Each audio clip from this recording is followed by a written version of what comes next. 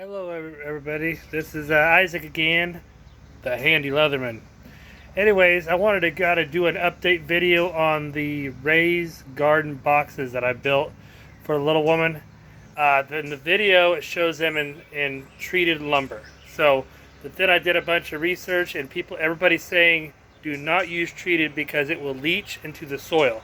So I ripped it all back apart and bought cedar pickets and rebuilt them all with cedar. So I wanted to kind of give you guys an idea of what they look like, and we've already got stuff in them, and I'm going to be building more in the future, so we'll do another video on how I build them.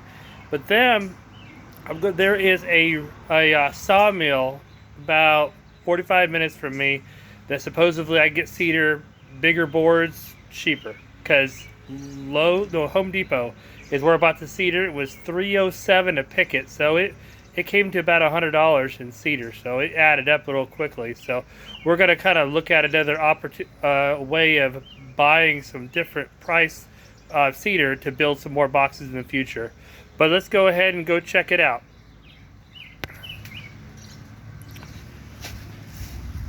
Head out here to the and as you can see, they look pretty nice. I still use treated on all the legs, but then the bottoms I gapped them and put some special underlayment underneath it, so the water still comes through the gaps and everything. So there's only cedar that's touching the soil, but the treated stuff, which is cheaper to get. My next one, I like to see if I get some cedar 2x4s to build a whole thing in cedar. But anyways, I'm using treated legs for now, and as you can see, I ran out of cedar. This is some of that PVC deck board left over from a job I did. So, you know, I figured it's better than putting treated back on there. But we built 4 boxes. They're 18 by 6 foot. The whole length of the cedar. As you can tell, the dog ear right here, all the way down. So I just built these 3 legs. They're 30 inches high, and they're 11.5 inches tall. And so the width of those 2 boards is basically what I did. So I just threw them together, made an H, and you just slap everything in there and screw it all together. So we built these little deals for the tomatoes. We watched a video where a guy did that and is supposed to follow it up. So we're gonna see how everything turns out.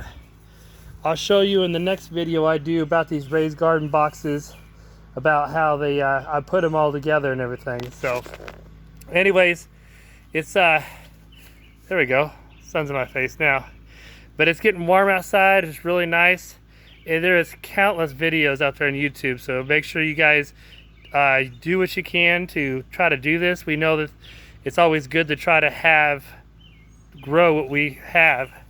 That way we don't have to depend on anybody else. And over here to the side, you'll see I got these 5 buckets here. And what I did is I drilled holes on the very bottom, you can't really see it, and put them on these blocks so water will go all the way through so it don't sit in the bucket.